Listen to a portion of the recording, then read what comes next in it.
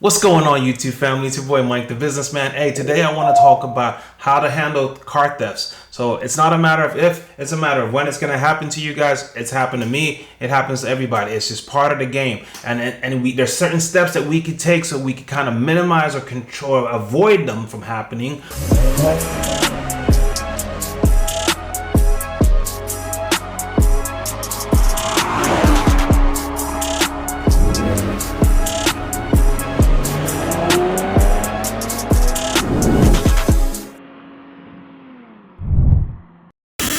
They're gonna happen eventually, okay? But now we can put some things in place to make sure that when they do happen, we get paid because we want our car back, or we can find our car, okay? So let's talk about that. The best way to avoid a car theft from happening is to actually prevent the car theft from happening, okay? So preventative measures or controls are the best things to have in place, and let's talk about that, okay? So I always say this, and I preach this till I've turned blue in the face, guys, but you guys should never be renting your cars out unless you have proper GPS trackers with kill switches in them, okay? You can watch the tracker videos that I have. I explain all of that in detail. Well, basically the trackers will help make sure that you can locate the vehicle. So when if a renter takes your car out and they leave your city, or they head out to Mexico, they're headed for the border with your car, you're able to track them down, and then once they stop, you can kill switch that car and they can't start it back up anymore. Okay, all my cars have several trackers. Okay, we have layers upon layers of trackers to where we can find, and then we put geofences on our trackers too. So when they leave the Dallas area, I don't let my renters leave the Dallas-Fort Worth area. You leave a certain mile radius and I get notified immediately and I could kill switch your car. Okay, I don't play with that. Okay, there's no play over here with that. Like, I'm very strict on that. So and I suggest that you guys do that too. I hear horror stories of people all the way out in Atlanta, and then their car ends up in Houston. They let people just drive across the country in these cars, and I just, it's too much of a hassle. You're not that big. Now, if you were Hertz and Enterprise and you had resources all across the country, fine. You're just not that big. You don't want those problems, okay? So you might as well just limit them to a certain vicinity. That way, when you see your car halfway across the country or out of state, it's a clear indication that they stole your car, okay? So, get your trackers installed, geofence those trackers, that way you know once they leave an area, and then you could kill switch the car, okay? So that's the number one way to help minimize this. The second way is also to vet your renters, okay? And I've spoken about that in other videos. We have processes in place where we actually vet these customers. We're running background checks and their driving records to make sure that these people are not sketchy characters, okay? If I see anything that makes me gets me uncomfortable, any red flags when I run their records and all of that, I'm not renting to them, okay? If I deem that renter to be a high risk renter, I'm not renting to them. If I can't verify a lot of their information, I'm not renting to them, okay? I would rather turn down, matter of fact, let me rephrase. If you're saying more, if you're renting out your car more times than you're turning down customers, something's wrong with what you're doing. It's only a matter of time before you get wrecked.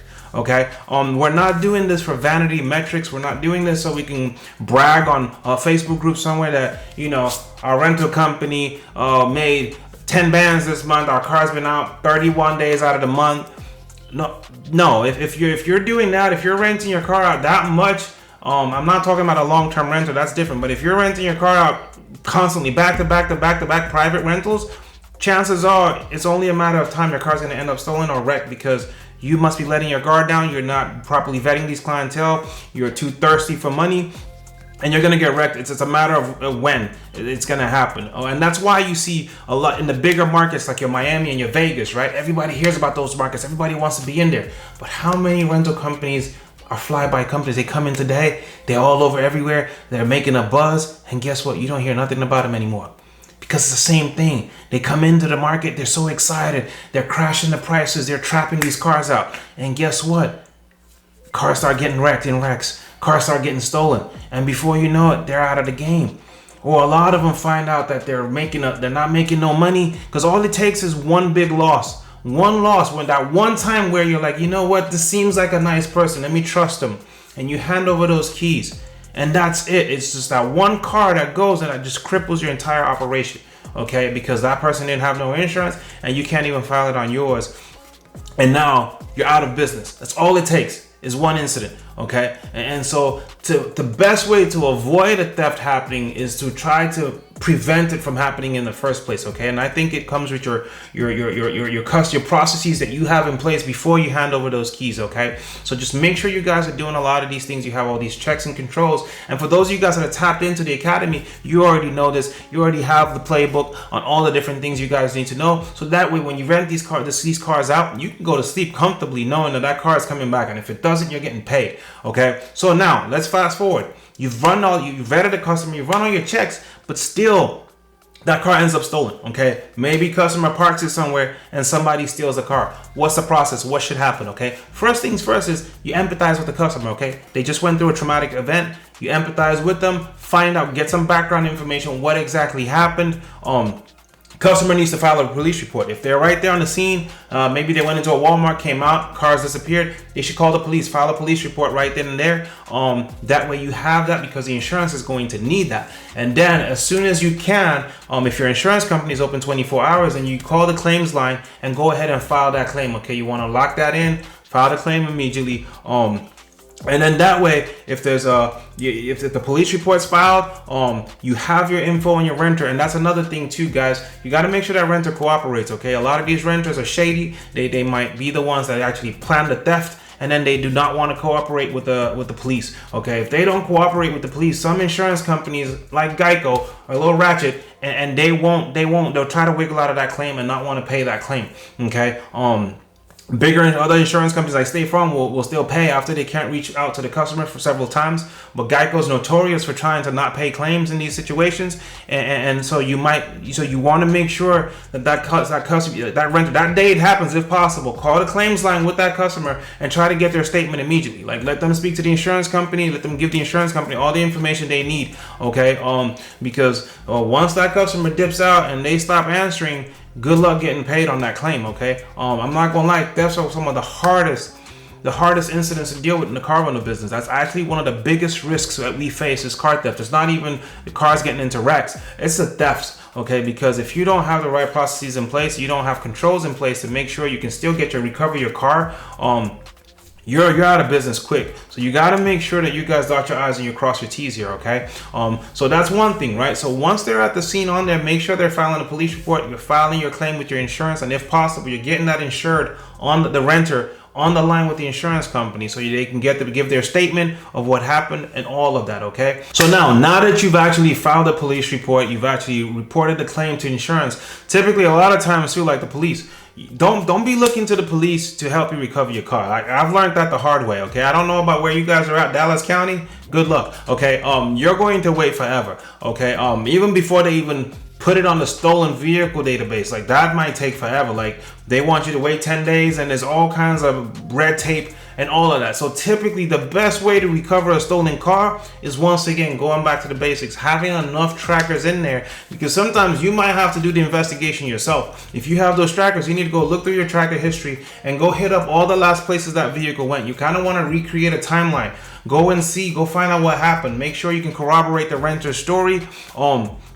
And then just trying to go get as much information as you can. That way you can now hand that over to the authorities to help them out with handling the case. Okay. Another thing you could do too is actually go hire a private investigator. You can hire a private investigator. They're very effective. They'll help track down what happened, track down, if possible, go find that vehicle for you too. So private investigators also work, especially situations where you suspect that the renter might have been involved. A private investigator could definitely help in situations like that. Post a vehicle on your social media. Okay, post it on your Facebook, Instagram, all of that. Let all your friends and family know, hey, this car is stolen. If you guys see it anywhere, please inform us.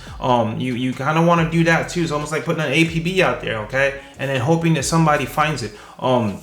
Because once again, relying only on the police, if you don't actually take proactive steps on your own, you might never find your car. Okay, because typically the window is very short. In a few days, that's all it takes for these guys to literally have your car in a container headed overseas. Okay, and you're never getting that car back again. So you just have a very short window of time to try to see how you could retrace the steps of that car and see where you could find out where that car is at. because sometimes it could just be they don't know there's a tracker in there, and you're able to find where the car's parked, and then you can call the authorities to come out there and come and make the arrest and get the vehicle back for you. Okay, funny true story. Just yesterday, it happened with one of my mentees. Same thing, a renter dipped out with their car, stopped responding. He called the police. Police didn't do anything. They told him he had to wait for 10 days. He was already several days in, and he was already getting worried. Renter started ghosting him, wasn't responding. Guess what? He was able to, they disabled the trackers, but he had a backup, which we teach you guys what kind of backup to have in the cars and in the academy.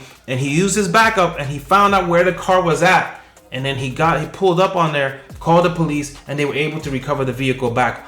So it's very imperative that you guys also have some kind of a backup in there to where you're able, even if they disable the tracker, you're still able to recover your car. Because trust me, I found out even on Facebook Marketplace, y'all, you can go Facebook Marketplace, there are people selling services to help you remove trackers from cars so the repo man doesn't come and take your car from you. Okay, as illegal as that is, people on Facebook Marketplace doing that. Okay, so you don't want to rely solely on the trackers. You want to have certain layers of controls in place. So if one fails, you move over to the secondary control, okay? And I teach you guys all of that stuff in the academy. Make sure you guys grab the course if you don't have it, so you can have all that information.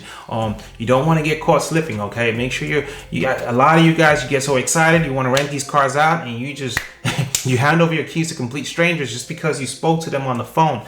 That's not a control. That's not what's going to bring your car back for you, okay? Let's dot our I's once again. Let's cross our T's. Another thing I need to mention, guys, is also you need to have a lawyer on speed dial, because there's also times where either the insurance wants to play hardball or the renter isn't cooperating like they should with the incident, okay? In situations like that, make sure you have a lawyer that's prepared to actually go after both parties. It might be hard sometimes to go after the insurance company because they feel like they don't have a contract with you. Their contract is with the renter. So technically, sometimes they say they won't deal with you. Just make sure you have a good lawyer that's willing to go after both parties, sending the renter a demand to comply letter, and even willing to file a criminal case against them if possible. So you need to be really willing to take it there with your renters if they don't cooperate, okay? So it's very key, very important, okay? Another thing, right, just to make sure, like, another way of preventing these things to happen too, and this happens a lot with like economy car, when you're running the economy car play and you're renting these cars out to economy renters, a lot of them like to dip out with these cars. They just all of a sudden they start acting ratchet and they don't want to answer their phones. Several days go by, they haven't made a payment. Situations like that, like I don't play with that. If you're an hour late on your payment, your car's being shut off. I'm giving you 30 minutes to an hour. If you haven't paid, your car gets switched off. Try not to get into that habit of giving constant grace periods, okay? When you have people that keep doing that, those tend to be the ones that all of a sudden they switch up their phone and they dip out on you, okay? So you want to just try to see how you can spot the red signs in some of these people, okay? Once again, like I mentioned too, geofence your car. If it's someone that's trying to make a beeline for the border, they want to dip out to Mexico with your car, once they leave a certain vicinity, you'll get an alert. All they need to do is park somewhere and you can kill switch that car and you can go recover your vehicle back, okay? So those are just some measures that you guys could put in place. But however, in the instances where it's a real theft, right? Maybe a customer walked into a Walmart, came out and the car was gone. Situations like that, like I said, empathize with the customer. And then also you want to offer a replacement vehicle to them. If you have one, send it out to them. That way they can complete their rental. And then insurance is going to take care of the rest, okay? You shouldn't punish the customer in any way. Don't sever the relationship with them. Instead, you want to maintain it, be cordial with them, be polite, and then make sure that you have an alternative for them so they can make it back to their hotel or wherever they're staying at, okay? I hope this video was helpful for you guys. I want you to give me a like, subscribe, notifications, all of that good stuff that you guys need to do. And I want some engagement, guys. What do you guys think? Have you guys encountered this? Have you had a car stolen? What steps did you take? Did you recover your vehicle back? I'm curious. Let me know what the process was. Put it in the comments. Let's create some engagement here. If there's anything else that maybe I should have mentioned, I need to do another video to cover, please put it in the comments. Any other video ideas, I want to hear them in the comments too, guys. Thank you very much for tapping in, and I'll see you on the other side of success.